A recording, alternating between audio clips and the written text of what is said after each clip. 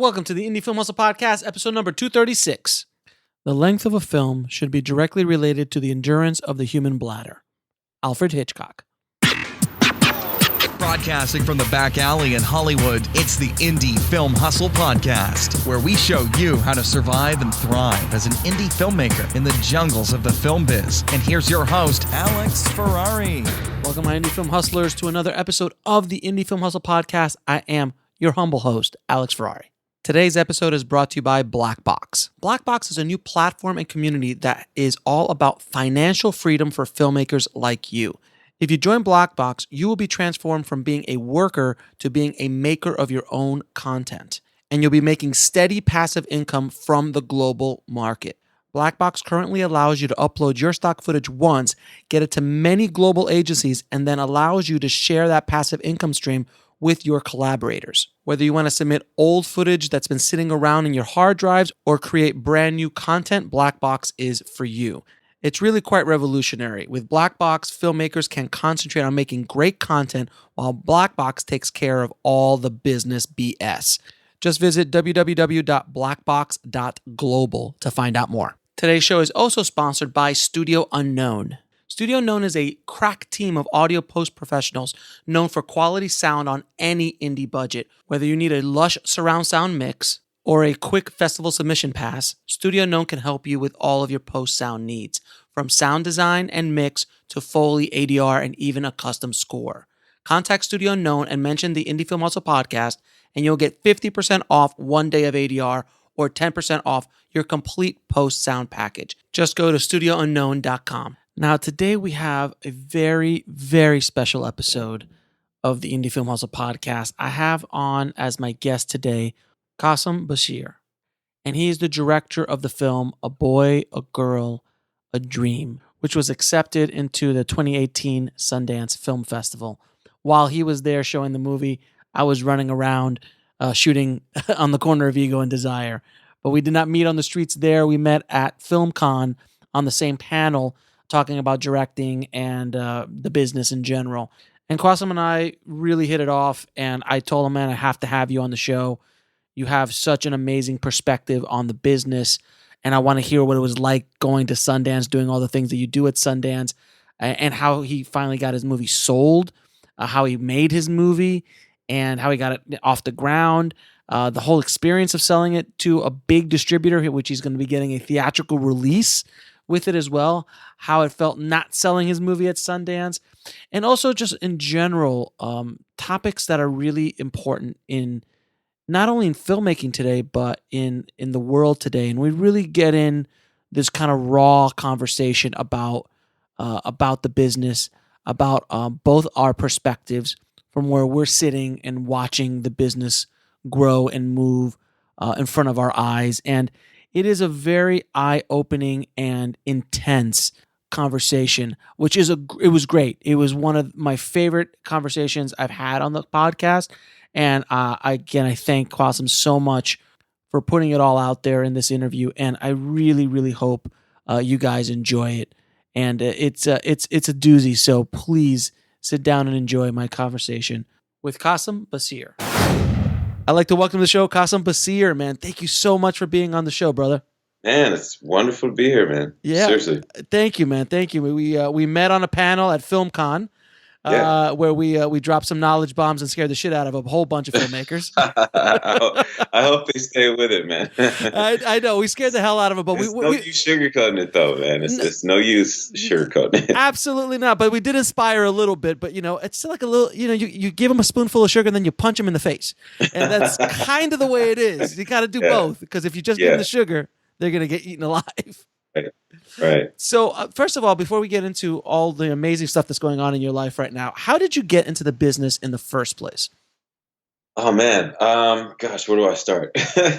I was born a small boy. No. Yeah, I was a young boy. So let me jump around to a few significant moments. One, I took a class in high school. I'm from Ann Arbor / Detroit, Michigan. Lived in both places when I was young. I took a class in high school. I fell in love with it. Never imagined I could make movies for a living. I didn't come up with much. I have 4 siblings, and there's 5 of us. My mom struggled a lot. Making movies just seemed so far away, so big, so grand. Not something I ever imagined. So I played it safe. I went to college. I played football. I have a degree in criminal justice and pre-law.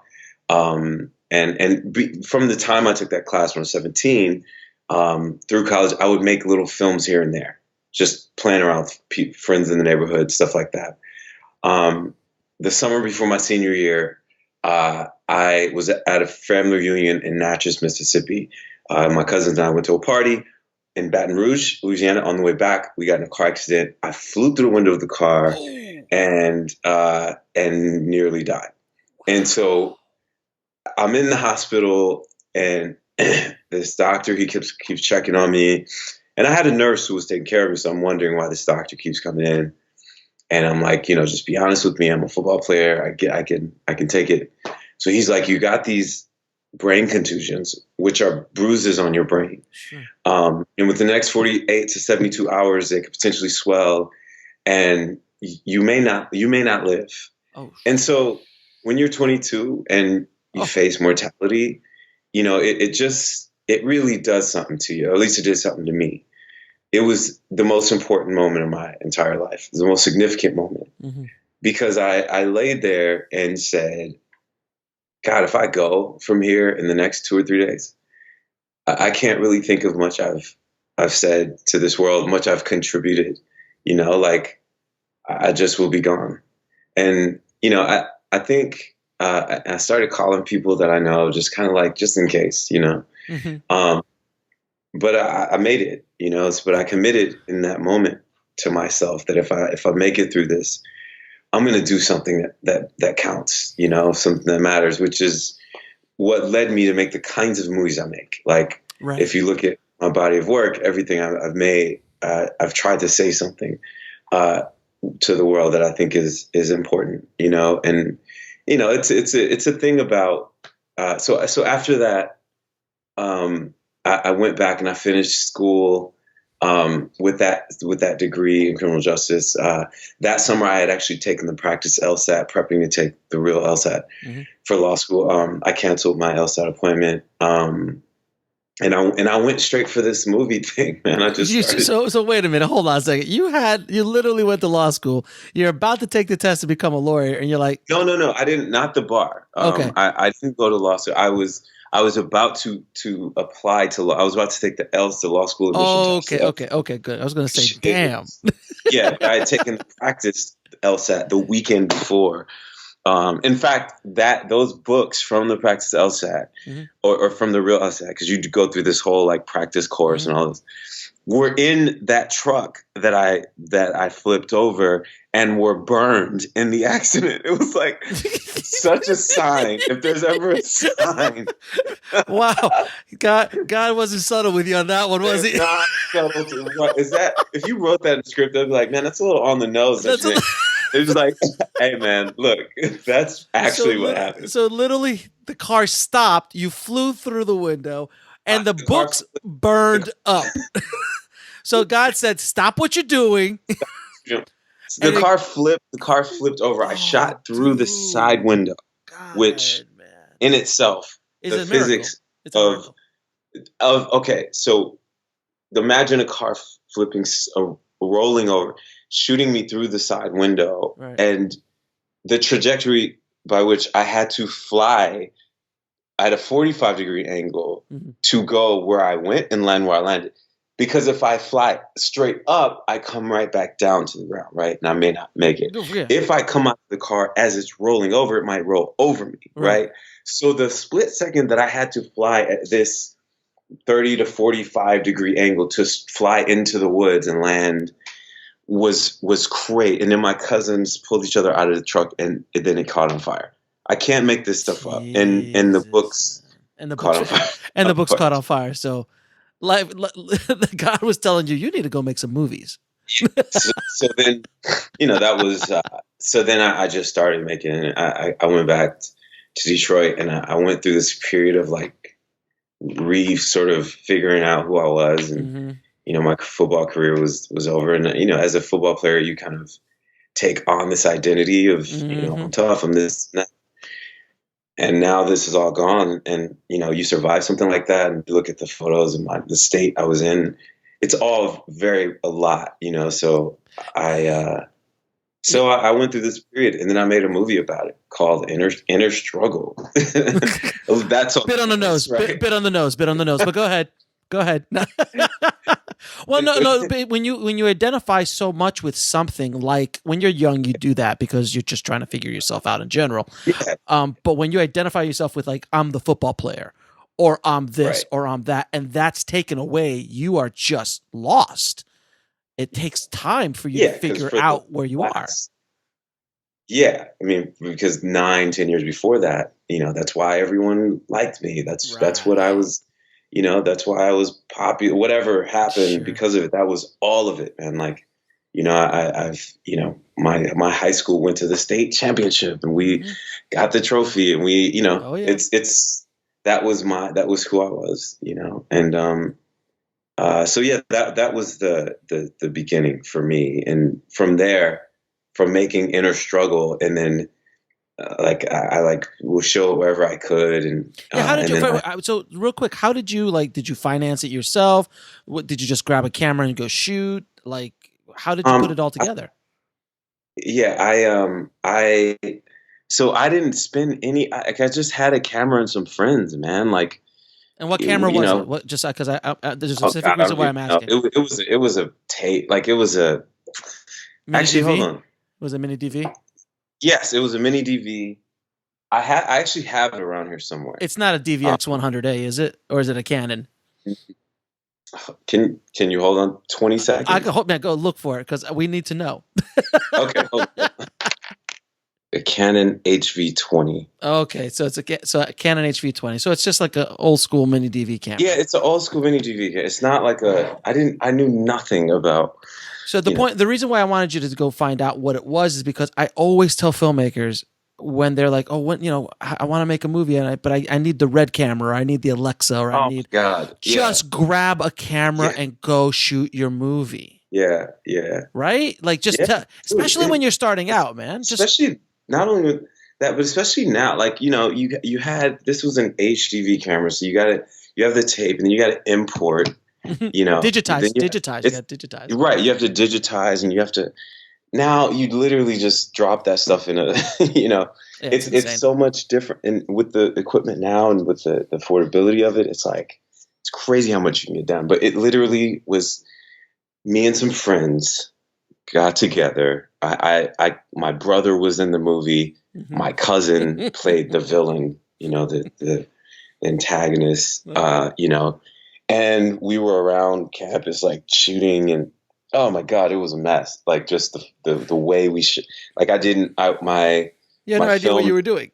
No, I didn't. I mean, I just, other than that class in high school, I hadn't taken another class. I had taken one acting class in college because I was into that too. But it was just a grind of. There were no permits. We just were shooting. Right. And, I don't suggest someone go, and, I think in the way of getting permits is different in different cities and stuff like that. But, of course. It was, and I put a little movie together, and I would show it everywhere, and I pressed up some DVDs and sold them on the streets. I had them in. That's my awesome. Friend just reminded me. I put up a post on Instagram or something. And he just reminded me. He's like, "Yeah, man, remember we were in Cass Corridor, which used to be like dangerous, but now in Detroit it's all gentrified and like nice. It's like Brooklyn." Exactly. It's like, remember we used to be in Cass Corridor, and our movie, because he does docs, and he's still doing a lot of them, and his doc is on Amazon Prime, and my film just got picked up by Samuel Goldwyn, so he put a post. He's like, "Remember we used to have our movies at the liquor store on consignment, like we would just go and drop them off. Like, hey man, if I sell any of these, sell them for $15. Like, the balls I had to try to sell my TV for $15. 15, but I had a sign over it just so people would know that I'm from here. Like, support a local, because people in Detroit to see a DVD up there by a guy from there, that was more important than the quality of. They were just like, "Oh, this is amazing! A dude made this movie and he's selling it at this Liquor store. Dude, I did the same thing with my first short, man, but I was selling in comic book stores.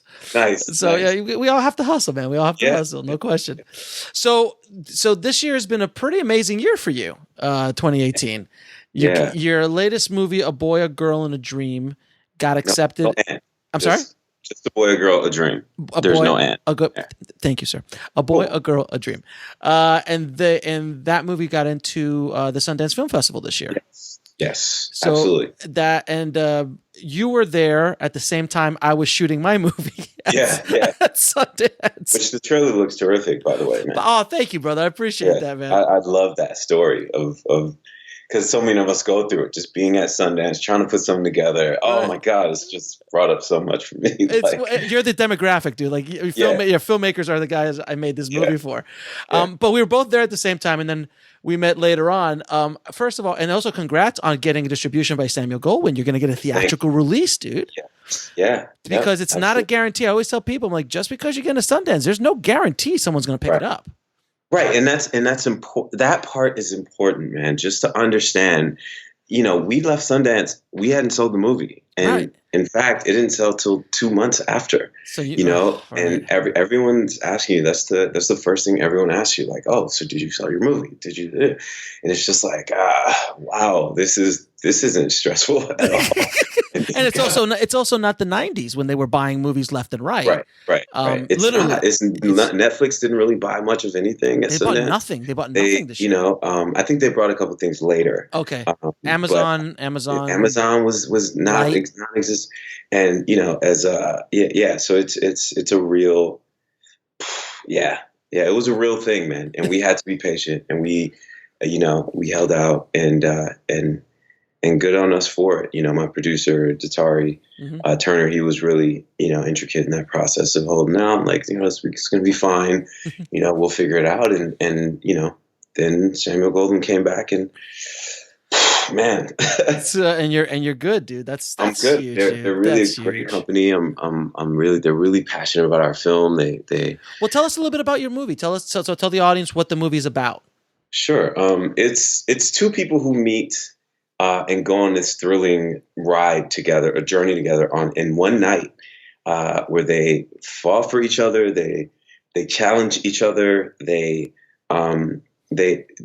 both sort of stuck in different ways, and they kind of have this conversation about what do you really want to do in life, to be, and why aren't you doing it? A little intense conversation to have on the first night, you think? But what pushes that narrative forward, and I think what makes it kind of work, is a lot of people. I think because it takes place on election night of 2016, and I think a lot of people on that night or around that time were really taking inventory of where they were in life, and needs to really figure out, my place in all this, and what I want to do, if I want to contribute, if I want to be a part, and so I think that element on its own really allowed them to have these much deeper conversations that maybe you wouldn't normally have when first meeting someone.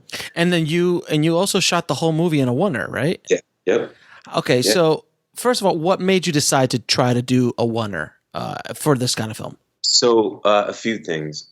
One, I love oneers. I love Birdman. Taking an audience on a ride and that they can't look away from. Sure. Right.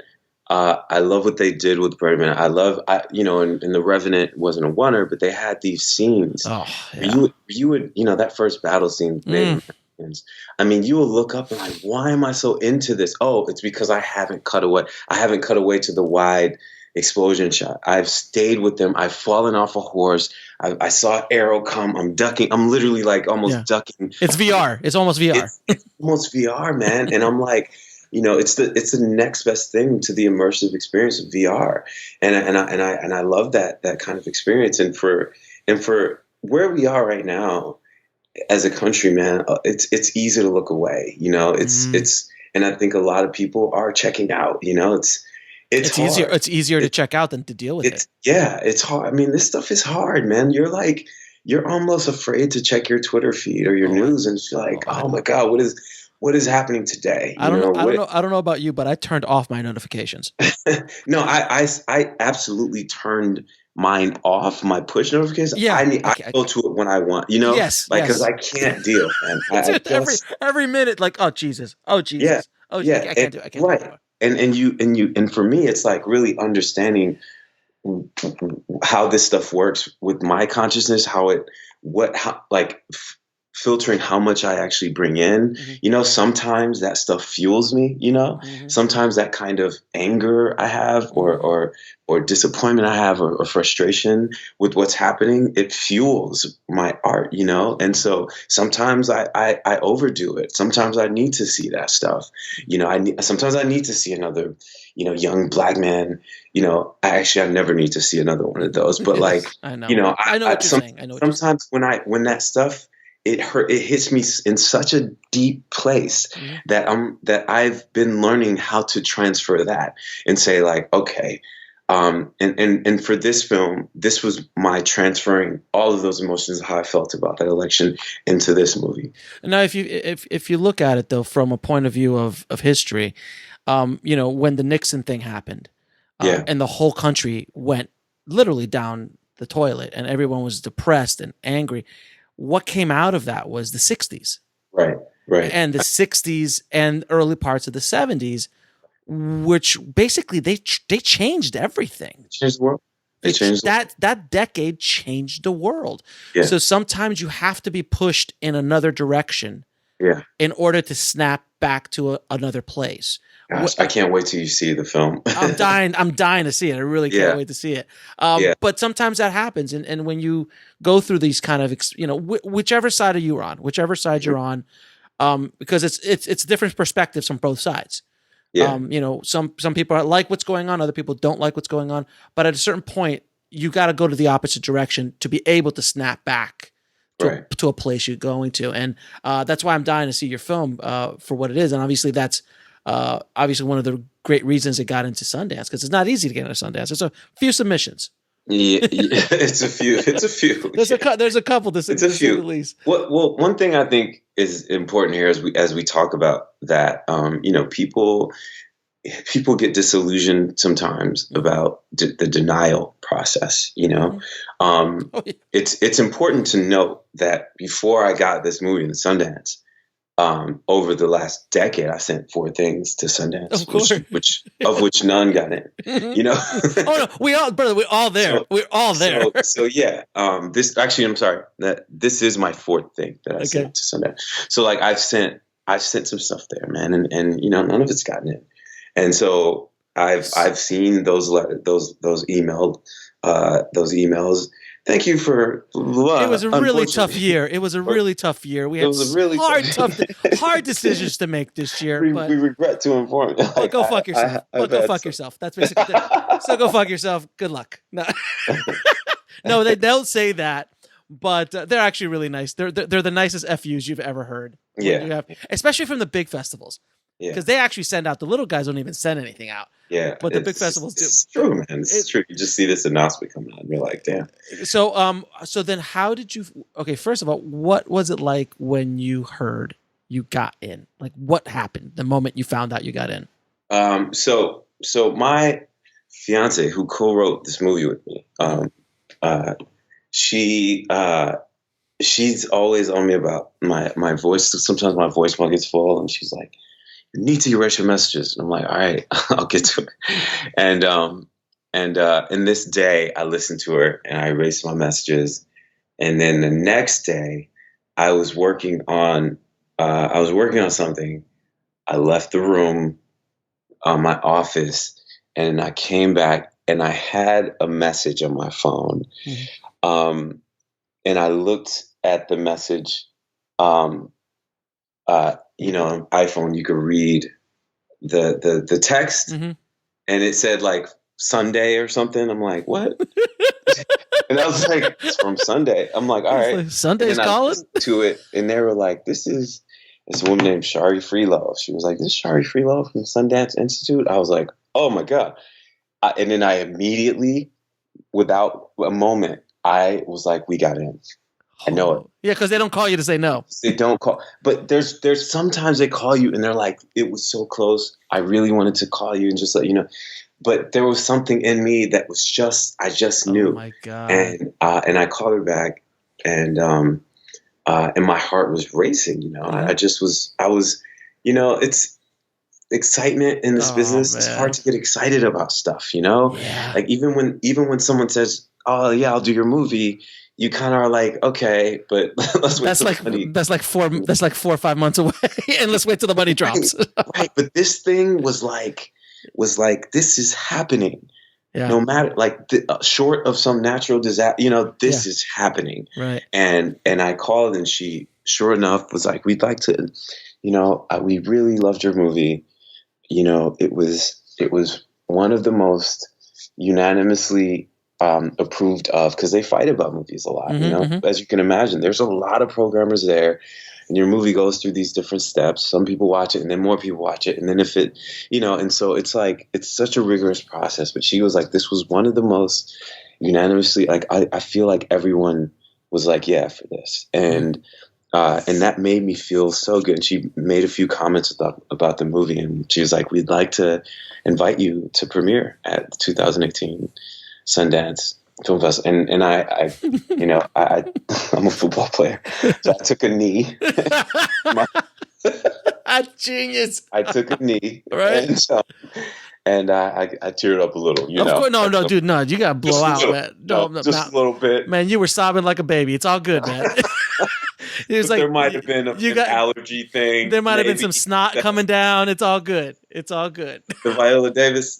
You would have Viola Davis snot that bubble. That's genius.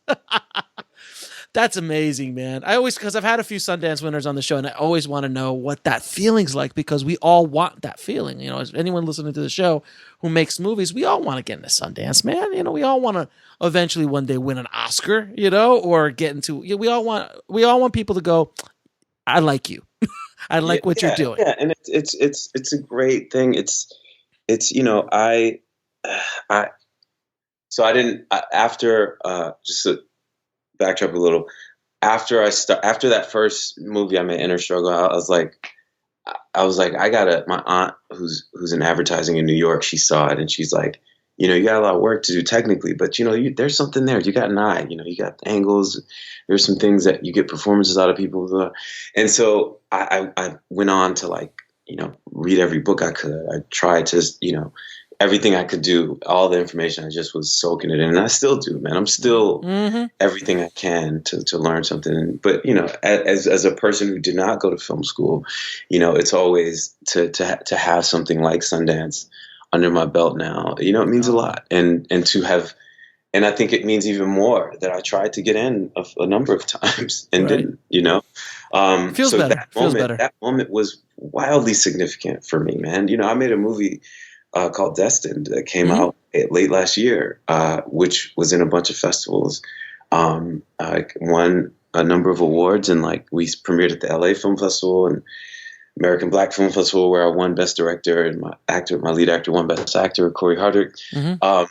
You know, that movie was last year, and that one didn't get in. You know, so I had just gone through another Thanksgiving that Sundance ruined for me. So like, bastards, right? They always do it around holidays. It's horrible. Ruined a few Thanksgivings for me. Tell me about it, man. Tell me about it. And then the worst is, like, when I was coming up, you know, I would submit a short film and it didn't get in, and then I'd go to the shorts block at Sundance and watch it. I'm like, shit, man, mine's is better than that one. Yeah. Man, well, how'd that get in? Just because a star is in it? Oh, man. Yes, it's tough, man, to really understand why. Like, why certain films. There's a whole, you know, this. I don't know, man. It's a tough thing. It's tough. Now, what was your Sundance experience like, man? Like, when you get there, like, you know, take us behind the curtain a little bit. Yeah, for sure. So I've gone to Sundance a number of times before. 2 or 3 times, I think, maybe 3. But I said to myself in 2013 that I'm not coming back without a movie. I made that declaration, and I stuck by it. I just was not comfortable being there anymore, just like hanging out, and trying to, and it was just something I need to give myself declarations, I need to give myself goals or timelines or things like that. That works for me, so I've been there and it's been fun. But for this, I was like, I gotta be honest, it was like stressful, man. You couldn't enjoy yourself? I did enjoy myself. Absolutely, man. I absolutely enjoyed myself. It was some great events. I met tons of people. Got a lot of great exposure, man. The team I was with was amazing. And you get invited to all the parties. You're meeting all the stars, all the big producers. And so, but then I'm like, the moment, like, so our premiere was until Monday, right? The Monday of Sundance. So you go through that first weekend, you're hearing about all the other films, and you are waiting in anticipation for, are people going to show up? Are they going to like the movie? Is it going to sell? Like, how's the sales agent doing? Are they getting people to come? Like, so all of that is happening, and then the movie plays, and it was one of the most, like, I was like drenched in sweat because I was so nervous while it was playing, and I'm not normally that nervous with things, but dude, it's Sundance, but I get you. Stage on, and so you're thinking technically, and the volume was kind of low, and the girl's next to me, and I'm constantly telling her, like, pump it up more, and the lead actor Omari Hardwick was sitting behind me, and like, here's Meagan Good like next to it, and I'm just like, oh man, I hope they like it. They hadn't seen it, so Omari kept saying stuff to me throughout the movie. It was just like, oh my God. But as it started going, people were laughing and sniffling, and there were moments that I didn't know people would laugh, that they did. I was like, oh, that's great. The stuff was working, and then people stood up after the movie and clapped. And that must have been amazing. It was, what theater, by the way? What theater did you premiere in? The Library Theater. Okay. Yes, the Library Theater. So it was about 600-700 seats. Nice. Which was amazing, man. It was packed. It was, you couldn't get tickets to our movie. And then we started to have good buzz around the festival, and people were talking about it, and people were coming up to me, and, but I would say for the next like 24, 36 hours, I had a great time. Our party was amazing. Tesla was one of our sponsors for our party.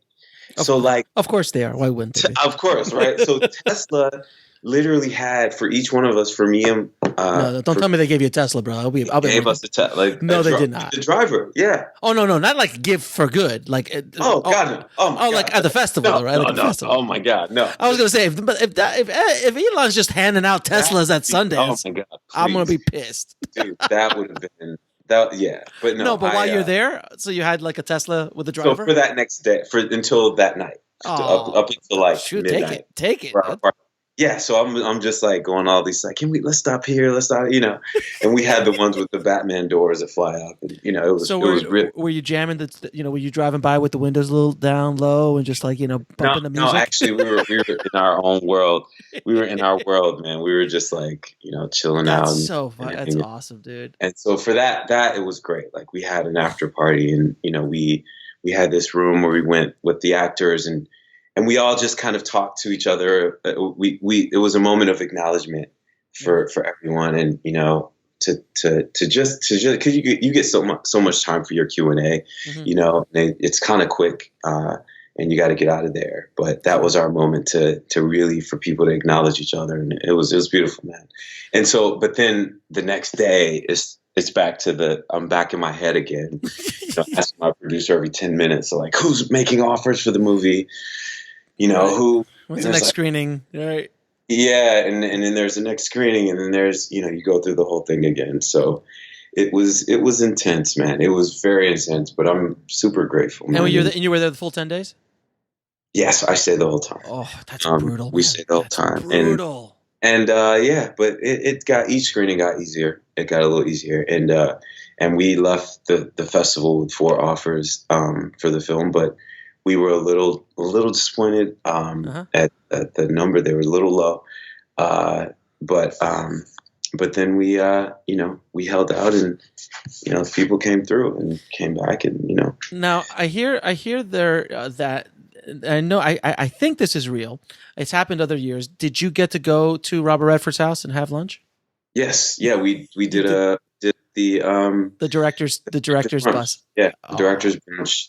They put us on a bus, right? And we go up to some mountains, right? A couple hours, hour and a half drive, and you're on the bus with the other filmmakers. You get to kick it and talk, and it's beautiful, man. It really is. And what was it like when you saw Bob? Because I know him. he's a terrific guy, man. You could tell he really cares about this stuff, man. Right.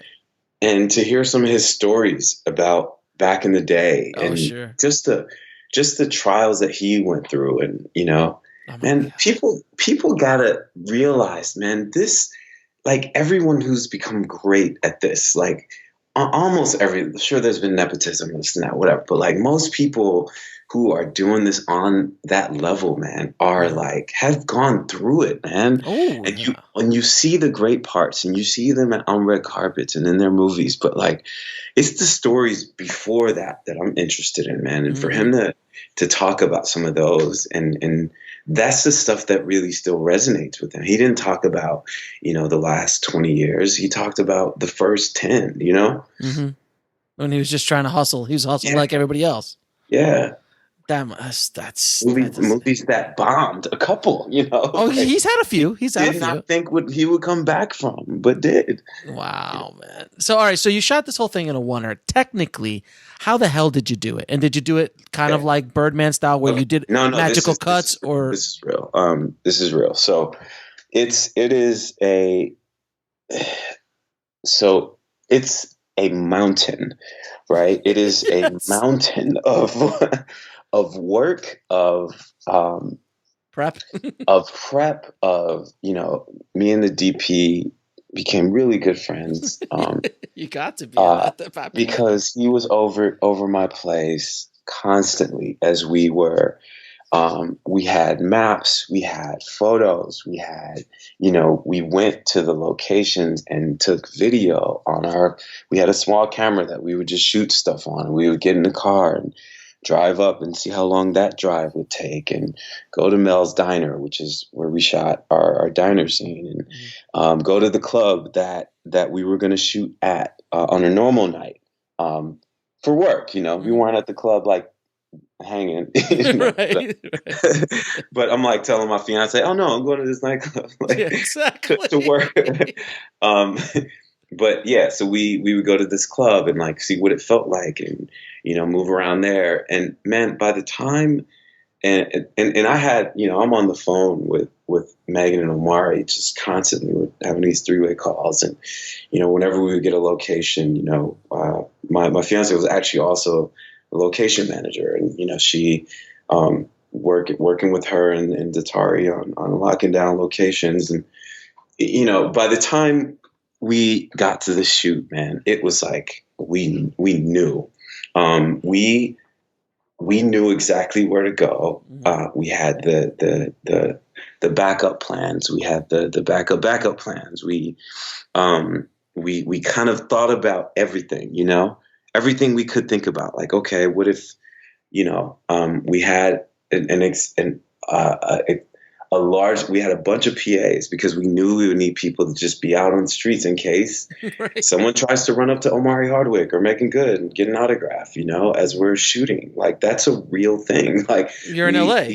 We're in LA, and these people are pretty famous, Omari's going to his 5th season of Power this year, and Meagan is everywhere. And, so it's really something that just was all about the prep. I mean, we had a rig on the DP, and you can go on our social page. I've seen it. IG, where it was this anti-gravity rig that was modified for the shoot. You know, we had to get an additional number of batteries to hook up just so that the camera could last that long. We needed to, you know, the memory cards added extra memory to the camera.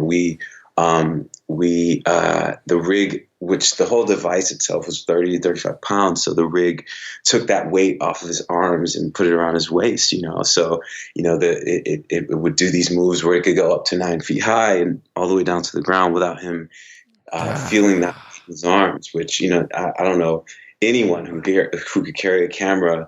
You know, imagine like a steering wheel, like it's in front of you, holding something for 35, you know, for more than 5 minutes, 10, let alone 90 minutes. Yeah. So all of that, we would practice in these parking lots from these high school parking lots on the weekend, where me and Steve Holleran is the DP, where we would go out with the team, the camera crew, and practice the dismount, because there were moments where the team would have to dismount, take the camera off the rig.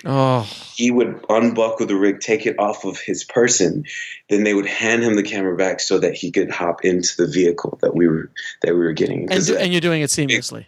We're doing it as we're going, but in order to make it look natural, we had to practice that move, you know, hundreds of times. I mean, I'm not even exaggerating. I'm sure. So, like, you know, because the first couple of times it's like this, it's sort of this jerking thing when it comes off.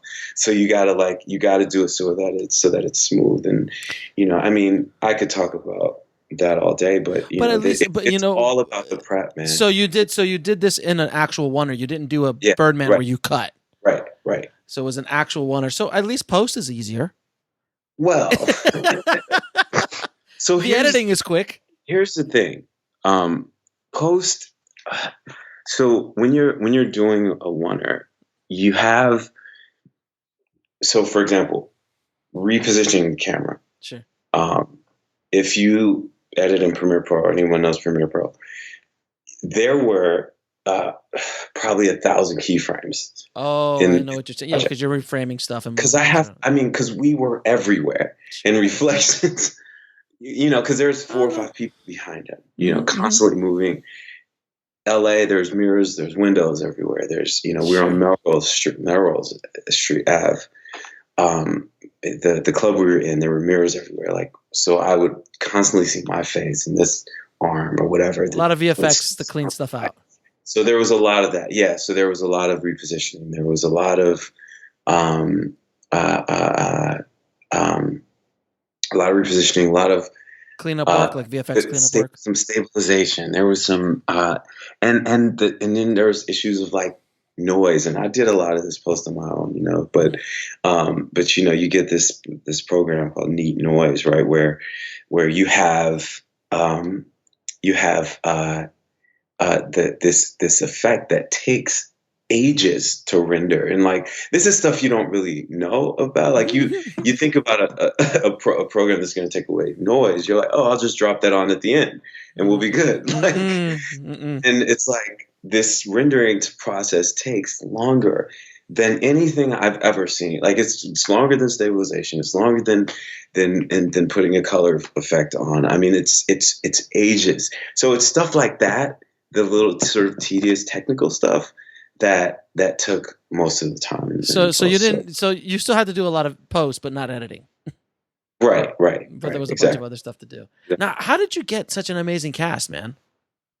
Well, that I can really attribute a lot of that to my producer. Is you know, it was a matter of us calling folks, man. So backtrack a little bit. At ABFF with my last film, Destined, American Black Film Festival, I won Best Director, and Omari Hardwick was the ambassador of the festival. That 2016, and so you know that night before was also my birthday, and I was hanging out, and we hung out together. And Omari's familiar with my first couple movies, and he's a terrific guy, and I mean, one of the best people I know in this business. And he and one of the most talented as well. And he knew about my work, and I had been talking to him about doing stuff over the years. I'd seen him at Sundance a couple years before, and so I gave him a call, man, and it's like, hey, man, I got this crazy idea. I think, Omari Hardwick he's a theater guy. He's a poet, he's good with improv, so that kind of stuff matters when you're shooting a Wonder. You need actors who are going to show up and know the entire screenplay, so someone who has that kind of background is able to shift on the fly. By having that theater background was really important. The producer, Tatari, he's good friends and business partners with Meagan Good. They've done a number of projects together. Got it. And so, he called her up, and then we all met up, and Meagan and I had been talking about another project years before. And so there had been some familiarity there. And then, the rest of those cats were basically a call from Datari, and we had a casting director on who helped with some of it, but it was a lot of sort of favor pulling. Relationships, man. It's always about relationships, man. Always about relationships. Now, those relationships are forged by, just being out there, man. You figure out these circles, and you go to film festivals, especially, man. Film festivals, you have more access to actors and all that than I think anything else you do, because people are just there specifically to do that, and they're used to people coming up and talking, and it's not like seeing somebody at a restaurant and walking up on them, which can sometimes be off-putting and frustrating to actors. But you're at a film festival, it's fair game, man. It's like, look, man, you're here. Yeah, you're here. So it's like Sundance. Sundance, I always tell people Sundance is like Disney World, but instead of characters running around, there's celebrities. Right. They're all there, everywhere. Like first time I went, I was like, oh my God, there's that person and that person and that person and that person. And the first time I went, all I did was take pictures. I was like such a fanboy back in like 2005. Yeah, it was crazy. Now, since Sundance, man, you must have been making the rounds around town. Yeah, man. What's that like, man? It's been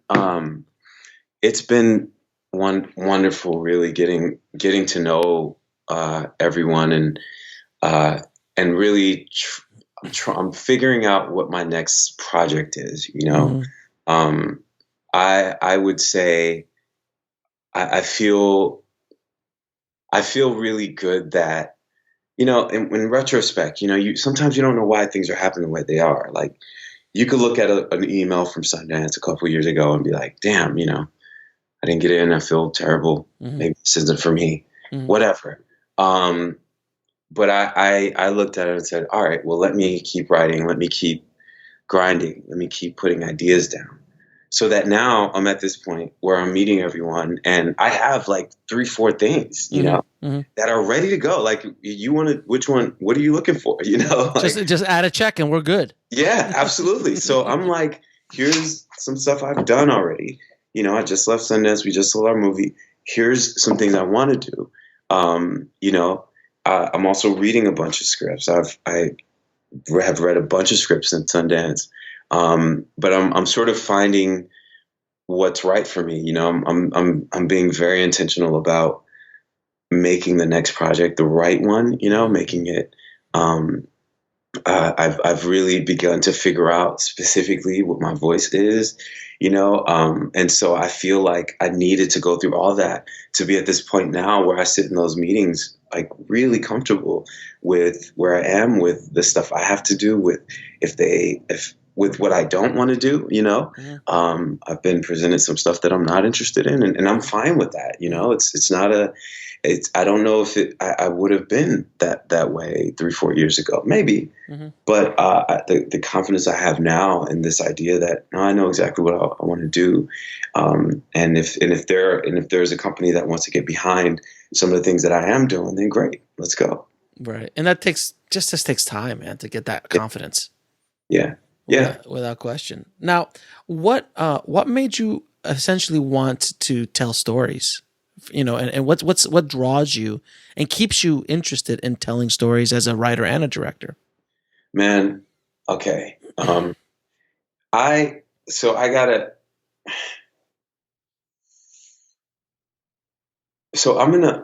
would say that I was raised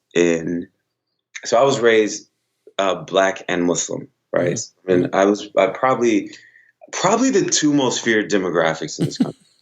Right. Yes. So not a good situation. I get you. Yeah. So it's like I've seen a level of, and I'm I don't like to sound like a victim. I'm not a victim. Of course. I use my experiences to empower me. I say all this stuff I've been through, I'm going to use it and turn it around. But I've seen a level of ignorance that creates an amount of fear that makes its way into discrimination, into hate, into racism. Being raised the way I was, I saw a lot of that. From the time I was a kid, pushing carts in a grocery store, at a grocery store parking lot, where I passed by a woman's car and she locks her door. And in my mind at 13, 14 years old, I'm like, oh, she's about to leave. She locked her door. And she sits there looking forward with her eyes wide. And I'm like, oh, wait, she's not leaving. Oh, shit, she's scared of me. And then it being ingrained in my mind at a young age. Right. Damn, I'm scary. Okay, I guess, so maybe let me try to soften myself. Let me talk a little softer, let me not talk with this deep resounding voice. Right. Let me oh no. So literally going through a life, almost apologizing for who I am.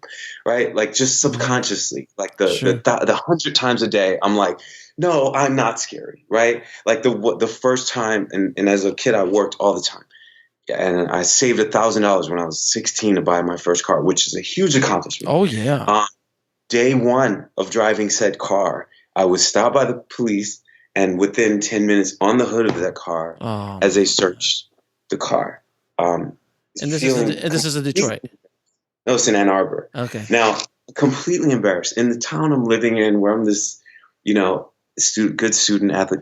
Now, I say all that to say, between that and post 9/11, the way people shifted their perception about Muslim folks, which I've never seen anything as quickly and as drastically as the change in perception about a people, that has been promoted and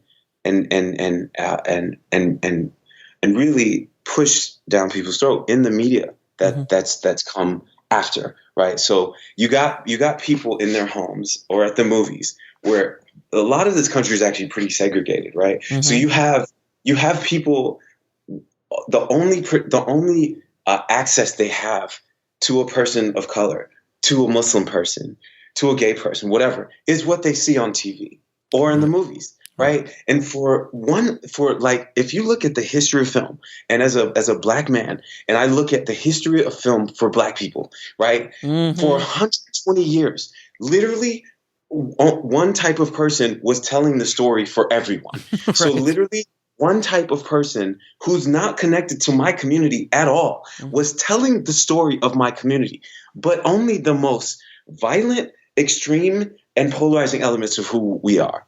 Right. Which there are in all cultures and in all areas. Exactly. So and that's what I'm getting. I'm speaking from my culture because but yes, for all culture, for Asian culture, for Hispanic culture, you're telling just these elements and then wonder why you have a society that's terrified of these people, that now when they pull these people over, end up shooting these people because they've been fed all of these images that are terrifying. Of course. And you never show the beautiful parts of them, the normal parts of them falling in love, them. So that just started happening 20, 30 years ago, right? With the emergence of Spike Lee and Singleton, who consistently started making movies and saying, like, actually, we're normal people too. We're this too. We have families, We have hopes. We have dreams, of course. We have hopes and dreams. We go to school, like shit. We get married, like, It's weird to even say it. Like, it's like it should people be. Never see that. People never see. I spoke at a school in Chicago last week, and I said, has anybody in here seen on screen a Muslim dude hug his daughter? And no one could say that. Mm-hmm. And I said, how many people have seen a Muslim dude as a terrorist on screen? Everybody raised their hand. So how many have seen 5? Everybody had their hands raised. 10. Few people put their hands up. But these images that you put in people, they mean everything, man. And it's a long answer to your question of why do I do this? It's like, we got some balancing to do, man. Like, it's okay to have a gangster movie or a movie highlighting the pain we go through. But I think we need to have a balance, and it's really imbalance for certain people in the way of the perception of and the displaying of us on screen and in TV. So for me, one, I love this shit. I love this shit, and I feel like, for me, if I didn't do this, I don't know, I probably wouldn't be alive. I probably would. I can't even imagine a life not doing this shit. Like, this is my love. It's my therapy. It's my, I've been through a lot in my life, then my fiance told me, she's like, Qasim, if you didn't do this, you'd probably be crazy. And I'm like, yeah, well, I'm already a little crazy, but she's right. If I didn't do this, if I didn't write these stories and then talk about them and then put them out and see how other people feel about them, and I'd probably be nuts. So one, I love it too. I want to contribute to the whole, so that these images can, when someone watches something on their screen at home, they are literally inviting you into their home and these characters to say a thing to them, right, that could essentially change their fucking life, man. Mm-hmm. It could literally put something in their heart or their mind or their spirit that says, I look at this group of people differently now. I'm going to make a choice to be different to them when I see them in real life. And that's what art can do. It could change their life. It could change their life. Yeah, that's what art can do. Yeah. Without question. Now, let me ask you, because I'm Cuban from Miami. Yeah. Right. So anytime I say something Cuban, everyone's like, "Oh, Scarface." Yeah, absolutely. Or if you're older, "Oh, Ricky Ricardo." Right. And that was the image of Cubans, right? To a certain extent. It's imbalance. It's an imbalance. And by the way, one of the most famous Cubans of all time is Italian, which is Al Pacino. Right. Which is, he did fantastic, but still, you know what I mean? So I get it to a certain extent. I mean, not to the extreme that you're talking about, but I feel you. I feel you 100%. Yeah, man, you had people back in the day, like they didn't even have black people in the movies. Oh, no, they had blackface. Yeah, blackface. Yeah. Can you imagine the Al Jolson story? The president of the United States in 1915 put his fucking stamp on The Birth of a Nation. Yeah. Like a movie that celebrated the fucking Ku Klux Klan. Yeah. Literally. Yeah. The president of the United States said, this movie is amazing. Like, this is the Black Panther of its day. Right. This is the Black Panther of 1950, I gotta say, dude, I get you, man, and God bless you, man, for doing the good work that you're doing, man, and I do think things are changing. Absolutely, things are changing. Women directors are coming out. People of color are getting more opportunities. Yeah, and there's plenty for everybody. Absolutely, and there's plenty for everybody, and and I know a lot of people who listen to this show are from all over the world. There's always perspective, and that's what film is about. Let me be clear. Yeah. Let me be clear. I am wildly hopeful, right? Mhm. There has been massive change, and it is something for a movie like Moonlight to win Best Picture, Right. for Jordan Peele to win, Best Screenplay, Mm-hmm. for Ava DuVernay to be doing what she's doing, for Ryan Coogler to Greta be doing what Gerwig, Greta Gerwig Greta too. Did Gerwig that. to be Yeah. doing what she's doing, for all of these folks and all of the kinds of shows that are on TV now, for Atlanta to be on, for Oh for God, yeah. for Empire. Insecure, for all these shows that are just saying, hey, we're quirky, we're different, we are it, that don't have to be like, oh, I'm gonna go shoot everybody at the club, it doesn't have to be, I'm gonna burn, it's so I absolutely see and am hopeful for what's to come. Mhm. And I'm thrilled to be a part of it, to be on this ride, man. This is like, I look at my parents who were in, like, my mom's, from Natchez, Mississippi, who Wow. was very close to the civil rights movement, and Mhm. all the shit they went through. And I look at this as our movement, like, just given all this stuff that's going on in the country, and everyone fighting for equality, man. Like, nobody's Right. trying to say, like, oh, we want everything. Well, people just want people want to say, can you, if anybody could say, look out to this country right now and say everyone's equal, call me, please. Like, let me know how you feel that way. But, Yeah. like, people just want to be, so to see people, do in their own ways. And I look at what's happening in film right now as sort of a revolution, It is. film and TV. Yeah. And it's and that's our revolution. People are still marching in the streets. You see the kids marching now. You see Mhm. the women's march. I was at the women's march in LA. Mhm. You see all of it, and all of it's part of it. It's happening on Twitter. It's happening, and it's happening in the movies and TV. So I am thrilled about that, and I'm incredibly hopeful, man. Absolutely, man. I agree with you 100%. And the power of what stories can do, stories have the power to change minds and change the world. And they have again and again and again throughout history. And I think we are in a very interesting time to be alive, without question. Absolutely. So I'm gonna do a little rapid fire questions I ask all my guests. What advice would you give a filmmaker wanting to break into the business today? I would say a couple things. Keep yourself intact. You're going into the NFL of professions, right? Like, if you look at all the professions and you say, oh, movies, and like, if you look at an NFL player, his whole life, like, he's going to do everything he can to make sure he is ready and prepared to go out on that field. Mhm. It's the same way with this, man. I think this business puts people through more things than most, more stress than most, more pain than most. Mhm. So when I say keep yourself intact, I mean, Hold on tight.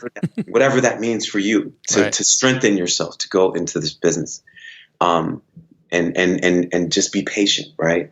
And also keep people around that are going to be honest with you, right? Like, enablers are great. Like, somebody telling you you're great is great. You need that kind of encouragement, like your mom, your family, your friends. The people that are like, yo, maybe you should work on this. Here's how this could be better. Who give you good notes on a script. Who, like, that's the kind of, make sure to have those kind of people around, because you will go years and stuff won't be working. And they'll say, like, oh, they're just, your enabler friends might say, oh, they're just hating on you. Or maybe it's just not that good, The quality of stuff is increasing. Stuff is getting better. Like, Oh yeah. you gotta be able to compete. So, like, having those people around that are gonna be real with you and be honest with you, and that part isn't easy, man. Hearing people say that stuff, and it's still not easy for me, but I know it's necessary. So those are the two things. Can you tell me what book had the biggest impact on your life or career? Wow. I told you some Oprah shit, man. That's a good one. The Power of Now. Oh yeah, what a great book. Yeah, Eckhart Tolle. Yeah. Eckhart Tolle. Yeah. Eckhart Tolle, man. Yeah. Great book. So it was a time where,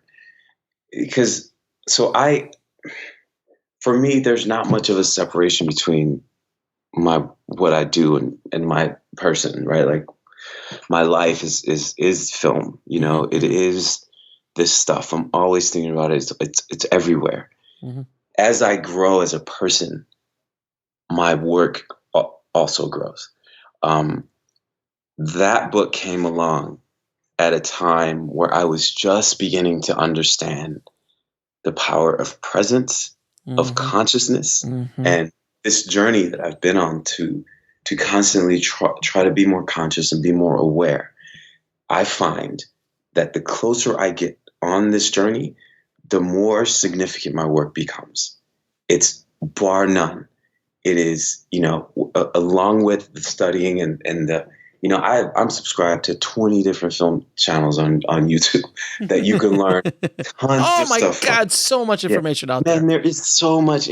I mean, you know, I've wanted to become better at my camera and cinematography knowledge. So the cinematography database is like amazing, Off you know, and just, you know, because that's an area a few years ago I wasn't as strong in. So like, you know, I you know, so it's that kind of stuff for me. I'm doing all of that, but like in terms of my person, you know, the more I develop me, the better I'm going to become as a director, the better I'm going to become in all those areas. So that book really was one of the early books on that topic, and I found that it had a drastic impact on my outlook in my life. Man, anytime I study that card a lot, and whenever you hear him talk, it's just like every sentence you've got to kind of like digest.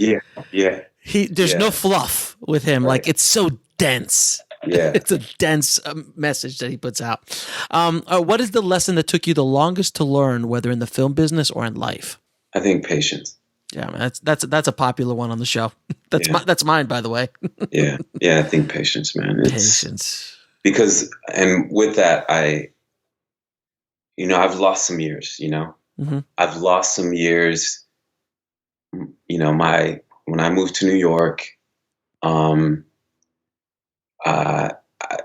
after Detroit, it was, you know, I was probably 26, 27, and I was like, I got to get this done now. I got to, you know, and I just missed a lot of stuff. You know, I would go to events and my mind would be so singular focused. I would forget to have fun. You know, I lost some years of fun. You know, my fiance now in my mid 30s, she's like teaching me to have fun. And I kind of get emotional thinking about it. Cause like, I really, when she asked me like, well, what do you like to do, Qasim? Like just for fun. I'm like, I don't know. Like watch a movie. Yeah, watch a movie. Like watch a movie. Watch 5 movies, right? Like, what? Because I spent, that was just all I was doing, man. Yeah, I know that. I was the same way. It's just, I was the same way. The same way. It's so I would say just patience and enjoy the ride, man. Enjoy it. Like, ride is like if you are doing the work, like not to say like don't grind, because that part is you got to necessary, but please carve out time for you to enjoy it and the patience. Like I talked about Robert Redford when I was at the lodge for Sundance. He's, you know, he's what, 80, you know? He's talking about the time before he popped off, you know?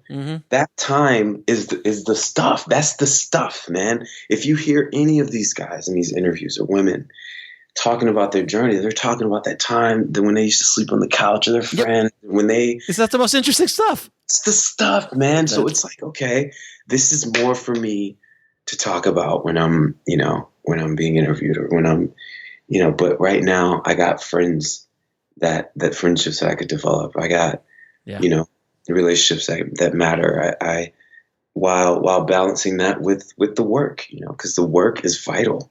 And all of that stuff, though, the trappings, it's all a byproduct of the work, man.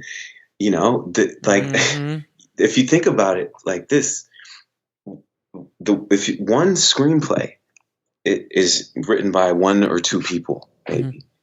And then it starts with those people or that one person, let's say one person in a room having, going through whatever your writing process is. Like for me, it's crying, it's sleepless nights, it's listening to crazy music. It's just, some is tormenting. And I can see, you know what? I can see that. I don't know why. Yeah. that makes absolute sense for you. I don't know why, but it does. That's funny. That's good. But so then from that script, then you get producers involved and their people. Mm-hmm. Then you get a team involved to make the movie, which is maybe 40 people. That's a smaller movie. Then all of the actors and those actors' teams. So if you have 10 actors who each have 5 people, 50 more people. Mm-hmm. And then there's the so let's just say with any given movie, it starts with just that one idea, that one person who then makes a whole ecosystem of people and events and stuff surrounding a thing.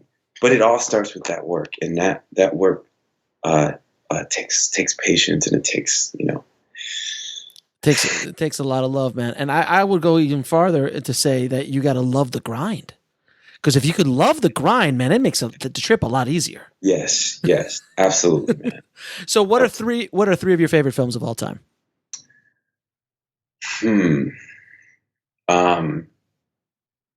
Children of Men. Great movie.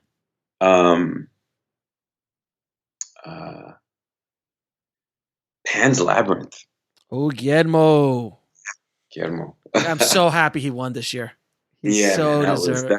That was good, man. I've hung out with him. I've hung out with him 2 or 3 times, and he is just the coolest. Yeah. Curses like a sailor. But just so awesome of a human being, man. Yeah. And what's the third one? Oh gosh, man. This is tough. Don't worry. I mean, it's not going to be on your gravestone. I mean, just No, I know. I'm just like trying to. Let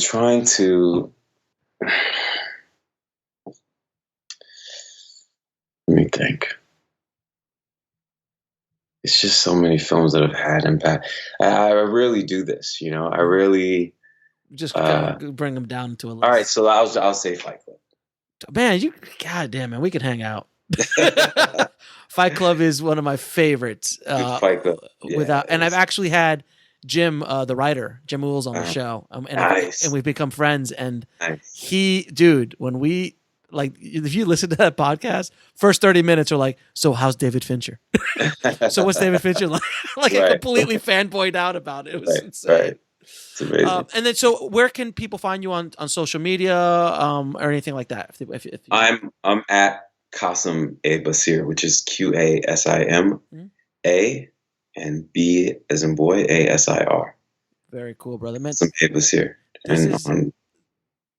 This has been an awesome interview, man, and it's been a great conversation.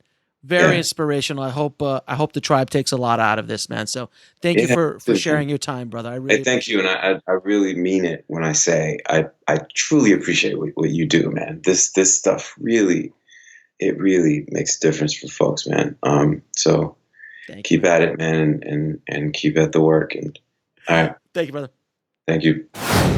I did tell you that this was going to be an intense episode, and it was. Qasim was so raw and so real about his journey and about what he's gone through in the business and his life. And I'm ever grateful that he shared that with us on this podcast. So thank you, Qasim, so much for being you, sir. And you keep up the good work as well, and keep putting up the good fight, and keep making those amazing films. And I cannot wait to see your new one, A Boy, a Girl, a Dream. It sounds amazing, and I did not have time at Sundance because I was busy to catch a screening, but I can't wait to see it in the theaters when it gets released very, very soon. Now, if you want links to anything we talked about in this episode, head over to indiefilmhustle.com/236 for the show notes. I include links to Qasim and his Twitter and all that kind of good stuff, and you'll be able to see some clips from his movie, A Boy, a Girl, a Dream. And again, guys, thank you so much for such an amazing response to the new podcast, A Bulletproof Screenplay. It has been, it's growing so fast, and I cannot even explain how excited I am that you guys have really liked it. So many subscribers have come on board and a great review. So if you have not subscribed yet and you're interested in screenwriting and storytelling, then just head over to screenwritingpodcast.com. And if you can, leave us a good review. It really helps out the show a lot, especially when we're just starting out. So it helps us with the rankings on iTunes. And please, if you like what we're doing here at Indie Film Hustle and at Bulletproof Screenplay, and you really enjoy the content and you find the value of it, please tell 5 friends. Everybody should go out and tell 5 friends, hey, listen to the podcast, go to the website. And that's the way we're going to be able to grow the tribe, grow the community, and get this information out there and hopefully help so many more filmmakers and creatives in the world. So I need your help. I can't do it alone. So as always, guys, thank you, and keep that hustle going, keep that dream alive, and I'll talk to you soon. Thanks for listening to the Indie Film Hustle podcast at indiefilmhustle.com. That's INDIEFILMHUSTLE.com.